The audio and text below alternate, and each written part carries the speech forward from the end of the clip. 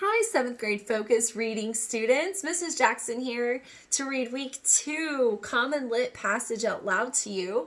And you can always follow along with your passage on your Chromebook. If you want to open this is the Scholarship Jacket by Marta Salinas. And I'm going to read this little story to you out loud so you can follow along or you can re-listen to this. And don't forget, please annotate using the annotation tool on CommonLit. Annotate, highlight anything you want in the passage that you find that's important to the plot of this short story or anything shocking, surprising, funny, information about the characters, etc. Okay? And then at the end, there are comprehension questions for your assignment for you to answer. And when you answer those questions, you can go back in the passages and reread any paragraphs you need to. Just like week 1, the paragraphs are numbered out to the left side and they're in increments of 5. So it's like 1, 5, 10, all the way through the end. All right, so enjoy. The Scholarship Jacket. The Scholarship Jacket is one of the best known stories by Mexican-American author Marta Salinas. It describes a difficult situation that Marta, called Martha by her teacher, is faced with after she earns excellent grades in school. As you read this story, take notes on the descriptive language and word choice that helps reveal Marta's point of view. Paragraph 1. The small Texas school that I went to had a tradition carried out every year during the 8th grade graduation. A beautiful gold and green jacket, the school colors, was awarded to the class valedictorian, the student who had maintained the highest grades for 8 years. The scholarship jacket had a big gold S on the left front side and your name written in gold letters on the pocket. My oldest sister, Rosie, had won the jacket a few years ago back, and I fully expected to also. I was 14 and in the 8th grade. I had been a straight A student since the 1st grade, and this last year had looked forward very much to owning the jacket. My father was a farm laborer who couldn't earn enough money to feed 8 children. So when I was 6, I was given to my grandparents to raise. We couldn't participate in sports at school because there were registration fees, uniform costs, and trips out of town. So even though our family was quite agile, notice the blue box with the number 1. Don't forget to click on those boxes to bring up the denotations of the words. Remember, denotations means definitions. So do that whenever you need to. In athletic, there would never be a school sports jacket for us. This one, the scholarship jacket, was our only chance. In May, close to graduation, spring fever had struck as usual with a vengeance. No one paid any attention in class. Instead, we stared out the windows and at each other, wanting to speed up the last few weeks of school. I despaired every time I looked in the mirror. Pencil thin, not a curve anywhere. I was called beanpole and string bean, and I knew that's what I looked like. A flat chest, no hips, and a brain. That's what I had. That really wasn't much for a 14-year-old to work with, I thought, as I absent-mindedly wandered from my history class to the gym. Another hour of sweating in basketball and displaying my toothpick legs was coming up. Then I remembered my PE shorts were still in a bag under my desk where I had forgotten them. I had to walk all the way back and get them. Coach Thompson was a real bear if someone wasn't dressed for PE. She had said I was a good forward and even tried to talk Grandma into letting me join the team once. Of course, Grandma said no. I was almost back at my classroom door when I heard voices raised in anger, as if some sort of argument. I stopped. I didn't mean to eavesdrop. I just hesitated, not knowing what to do. I needed those shorts and I was going to be late, but I didn't want to interrupt an argument between my teachers. I recognized the voices.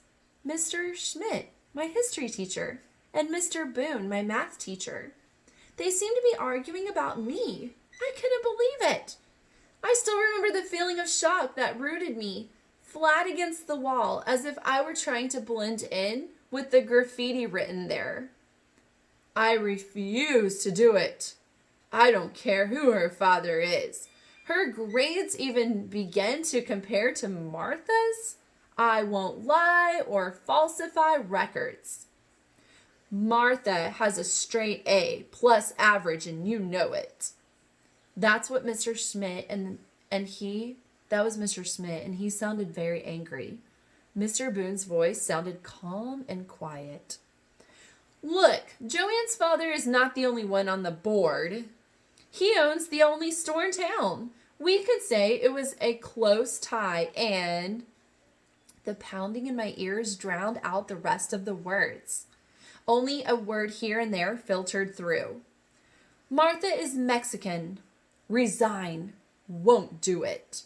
Mr. Smith came rushing out and luckily for me went down the opposite way toward the auditorium so he didn't see me.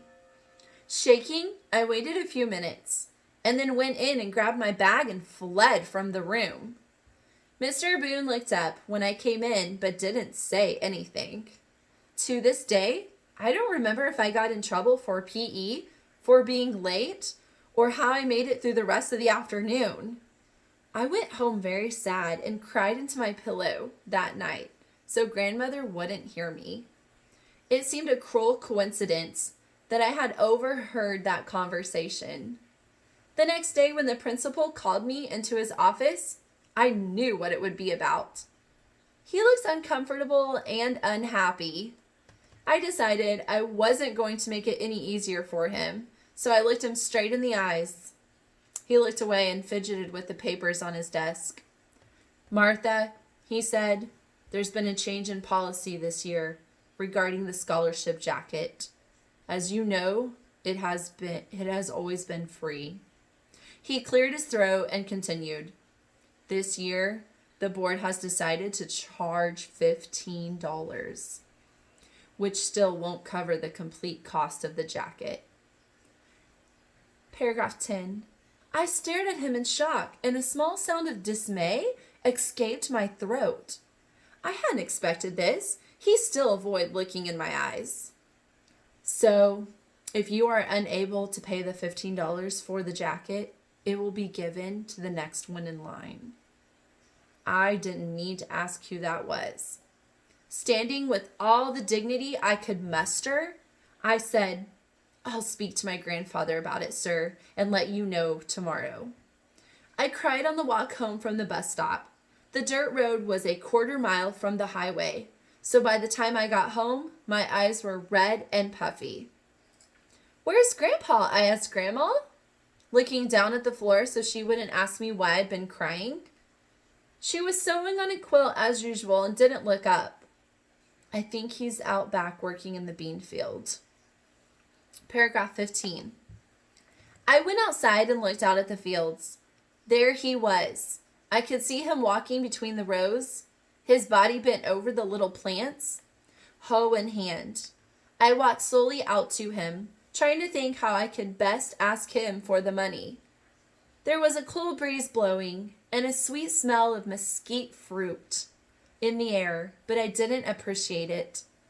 I kicked at the dirt clod. I wanted that jacket so much. It was more than just being a valedictorian and giving a little thank you speech for the jacket on graduation night. It represented 8 years of hard work and expectation. I knew I had to be honest with Grandpa. It was my only chance. He saw my shadow and looked up. He waited for me to speak. I cleared my throat nervously and clasped my hands behind my back so he wouldn't see them shaking. Grandpa, I have a big favor to ask you, I said in Spanish, the only language he knew. He still waited silently. I tried again. Grandpa, this year the principal said the scholarship jacket is not going to be free. It's going to cost $15, and I have to take the money in tomorrow. Otherwise, it'll be given to someone else. The last words came out in an eager rush. Grandpa straightened up tiredly and leaned his chin on the hoe handle. He looked out over the field that was filled with the tiny green bean plants. I waited, desperately hoping he would say I could have the money. He turned to me and asked quietly, "What does the scholarship jacket mean?" I answered quickly, maybe there was a chance. It means you've earned it by having the highest grades for 8 years, and that's why they're giving it to you. Too late, I realized the significance of my words. Grandpa knew that I understood it was not a matter of money. It wasn't that. He went back to hoeing the weeds that sprang up between the delicate little bean paths. It was a time-consuming job. Sometimes the small shoots were right next to each other. Finally, he spoke again as I turned to leave, crying. "Then if you pay for it, Marta, it's not a scholarship jacket, is it? Tell your principal I will not pay the $15. Paragraph 20. I walked back to the house and locked myself in the bathroom for a long time. I was angry with grandfather, even though I knew he was right. And I was angry with the board, whoever they were. Why did they have to change the rules just when it was my turn to win the jacket? Those were the days of belief and innocence. It was very, very sad, and it was a very sad and withdrawn girl who dragged into the principal's office the next day. This time, he did look me in the eyes. "What did your grandfather say?" I sat very straight in my chair. "He said to tell you he won't pay the $15. Paragraph 25. The principal muttered something I couldn't understand under his breath and walked over to the window. He stood looking out at something outside. He looked bigger than usual when he stood up. He was a tall, gaunt man with gray hair, and I watched the back of his head while I waited for him to speak. "Why?" he finally asked. "Your grandfather has the money. He owns a 200-acre ranch." I looked at him, forcing my eyes to stay dry. "I know, sir, but he said if I had to pay for it, then it wouldn't be a scholarship jacket." I stood up to leave. "I guess you'll just have to give it to Joanne." I hadn't meant to say that. It had just slipped out. I was almost to the door when he stopped me. "Martha, wait." I turned and looked at him, waiting. What did he want now? I could feel my heart pounding loudly in my chest and see the blouse fluttering where my breast should have been. Something bitter and vile tasting was coming up in my mouth. I was afraid I was going to be sick. I didn't need any sympathy speeches. He sighed loudly and went back to his big desk. He watched me biting his lip. "Okay, we'll make an exception in your case. I'll tell the board and you'll get the jacket." I could hardly believe my ears. I spoke in a trembling rush. "Oh, thank you, sir." Suddenly, I felt great. I didn't know about adrenaline in those days, but I knew something was pumping through me, making me feel as tall as the sky. I wanted to yell, jump, run the miles, do something. I ran out so I could cry in the hall, where there was no one to see me. And at the end of the day, Mr. Schmidt winked at me and said, "I hear you're getting the scholarship jacket this year." His face looked as happy and innocent as a baby's, but I knew better. Without answering, I gave him a quick hug and ran to the bus. I cried on the walk home again, but this time because I was so happy. I couldn't wait to tell Grandpa and ran straight to the field. I joined him in the row where he was working, and without saying anything, I crouched down and started pulling up the weeds with my hands. Grandpa worked alongside me for a few minutes. and he didn't ask what had happened. After a little pile of weeds between the rows, I stood up and faced him. The principal said he's making an exception for me, Grandpa, and I'm getting the jacket after all. That's after I told him what you said. Grandpa didn't say anything.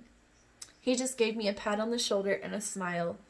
He pulled out the crumpled red handkerchief that he had always carried in his back pocket and wiped the sweat off his forehead.